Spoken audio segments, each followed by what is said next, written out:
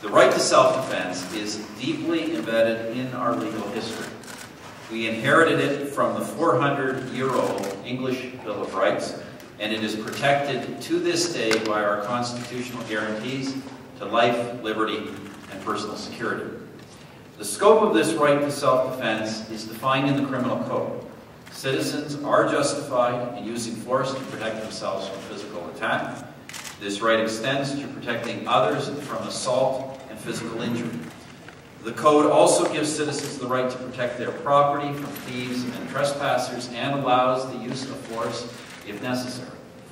And it defines the circumstances under which Canadians may make a citizen's arrest, once again allowing for the limited use of force. No doubt our lawmakers have wanted to discourage vigilantism, which, if left unchecked, is a genuine threat to the rule of law.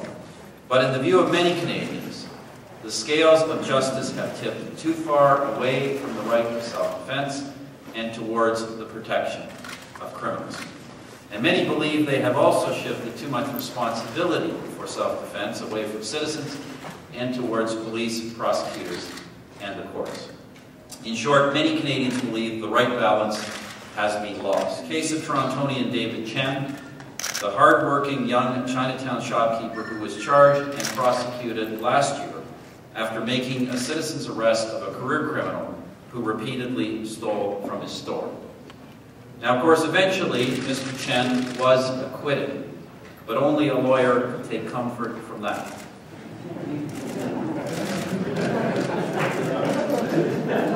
Yeah, that's the thing about lawyers' jokes. Even when you're not trying to make a lawyer's joke, you don't make a lawyer's joke. His ordeal of being charged and prosecuted should have been avoided in the first place. Our government is resolved to take action to ensure that Canadian law protects the right of law-abiding citizens like Mr. Chen to protect themselves, their families, and their property. And I'm very pleased to announce that we are tabling legislation in the House of Commons today. Pleased with today's announcement. All Canadians will benefit from these necessary changes to Canada's citizens' arrest laws. Legislation such as this supports an individual's right to make a citizen's arrest. On the front line of law enforcement, it is not always possible to be in the right place and in the right time. These amendments aid individuals who need to respond to immediate threats to their property or their person.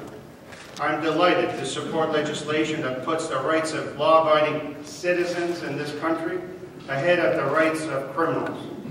And these amendments help everyday Canadians defend themselves and their property against threats and force. Our government has made tackling crime and standing up for victims one of our priorities.